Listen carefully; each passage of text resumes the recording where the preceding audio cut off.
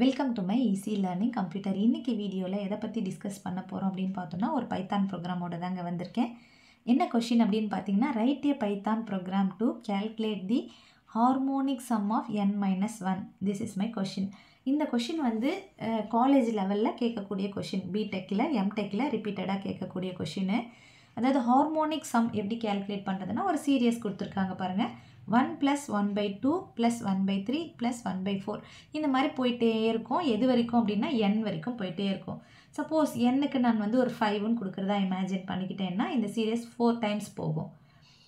என்னுக்கு நான் 10ன்னு கொடுக்குறேன்னா இந்த சீரியஸ் 9 டைம்ஸ் போகும். ஸோ நீங்கள் என்னுக்கு என்ன வேல்யூ கொடுக்குறீங்களோ அத்தனை வாட்டி ஒவ்வொரு நம்பராக நம்ம என்ன பண்ணுறோம், டிவைட் பண்ணி சம் கேல்குலேட் பண்ணி ஃபைனலாக பிரிண்ட் பண்ணோம்னா தட் இஸ் ஹார்மோனிக் சம்.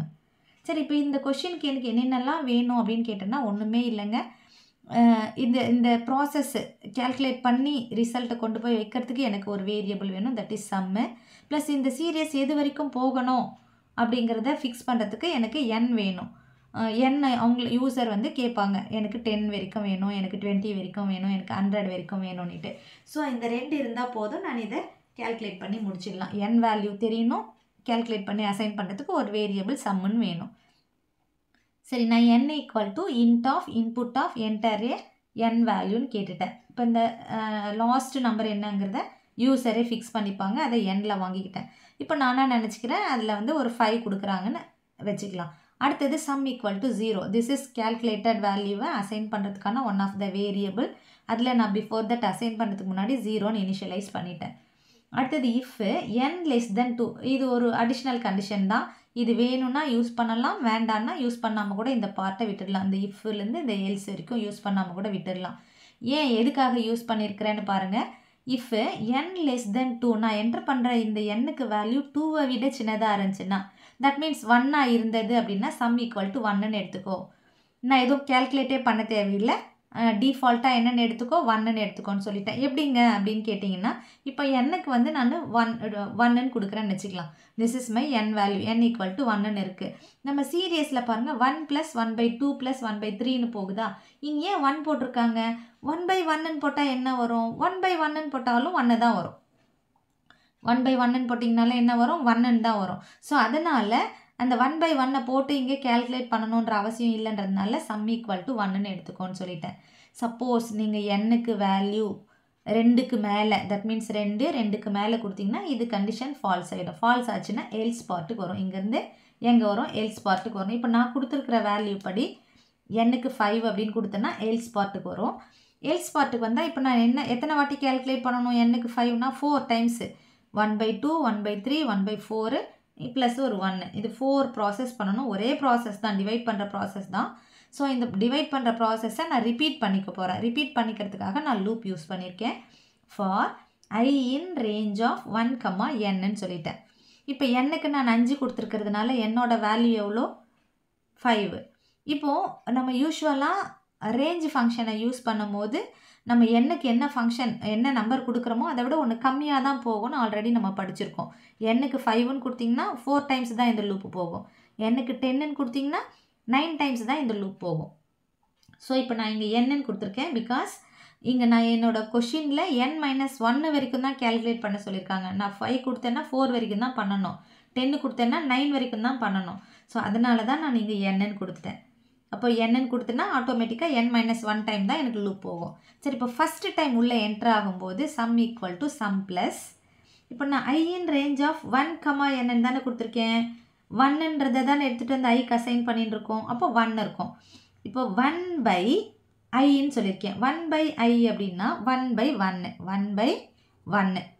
1ம் ஐயோட வேல்யூ 1 டிவைட் பண்ணிங்கன்னா என்ன வரும்? 1ன்னு தான் வரும். This is first process value. Process பண்ணி இந்த 1 எடுத்துகிட்டு போய் எதுக்கு அசைன் பண்ணிக்கோ?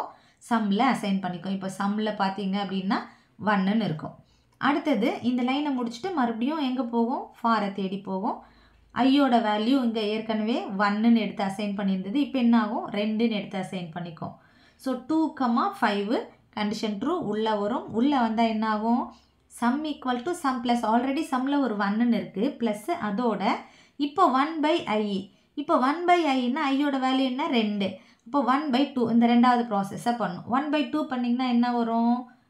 ஐ திங்க் 0.5ன்னு வரும். கரெக்டுங்களா? இந்த 0.5 எடுத்து எதுக்கு அசைன் பண்ணிக்கோம்? சம்முக்கு அசைன் பண்ணிக்கோம். 1 ஆல்ரெடி இருக்குது. 1 ப்ளஸ் இப்போது 0.5. அடுத்தது பார்த்தீங்க அப்படின்னா மறுபடியும் இந்த லூப்பை தேடி போகும். லூப்பை தேடி போகும்போது ஐயோட வேல்யூ 3 ஆகும். 3,5 கண்டிஷன் ட்ரூ ஆச்சுன்னா உள்ளே வரும். இப்போது 1 ஐயோட வேல்யூ என்ன? 3. அப்போ 1/3 பண்ணிங்கன்னா என்ன வரும்? ஐ திங்க் 1 3ஆல் பண்ணும்போது 3.333 நான் ஒரு அப்ராக்சிமேட்டாக தான் எழுதுறேன். 3.33 அந்த மாதிரி வரும்னு வச்சுக்கோங்க. அதாவது 0.33 வரும்.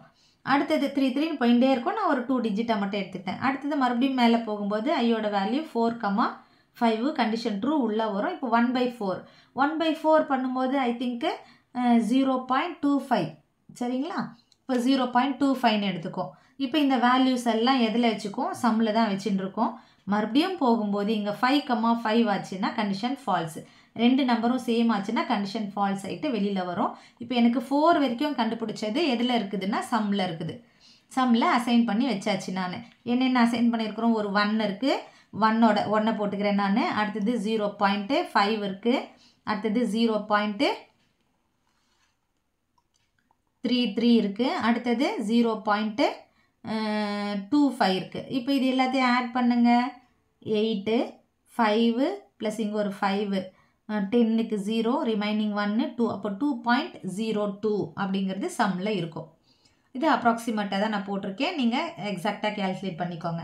சரி இப்போ போட்டுட்டேன். இப்போ அடுத்த வாட்டி போகும்போது கண்டிஷன் ஃபால்ஸ் ஆகிட்டு வெளியில் வரும்னு சொன்னேன் இல்லையா? அப்போ வெளியில் வந்தால் எந்த லைனுக்கு வரும்? இந்த லூப்பை விட்டு வெளியில் வரும். இந்த லூப்பை விட்டு வெளியில் வந்தால் இந்த லைனுக்கு வரும். திஸ் இஸ் இந்த லைனுக்கு நேராக எழுதியிருக்கேன் நான். என்ன பிரிண்ட் பண்ணும்? Print the harmonic sum of. நம்ம கண்டுபிடிக்க வேண்டியது என்னது? Harmonic sum. Harmonic sum of n is சம்முன்னு கொடுத்துருக்கேன். இந்த harmonic sum of this is message அப்படியே பிரிண்ட் ஆகும். என்னுக்கு நான் என்டர் பண்ணியிருக்கிற வேல்யூ 5ன்னு பிரிண்ட் ஆகும். இஸ் சேர்ந்து வரும் அதோட கம்மா சம். இப்போ நம்ம கண்டுபிடிச்சது என்ன? சம்மில் இருக்குது. சம்மில் என்ன இருக்குது? ஐ திங்க் இப்போ என்னோட சம்மில் 2.08ன்னு இருக்குது. இந்த வேல்யூவை பிரிண்ட் பண்ணணும் எனக்கு அவுட்புட்டில். சரிங்களா?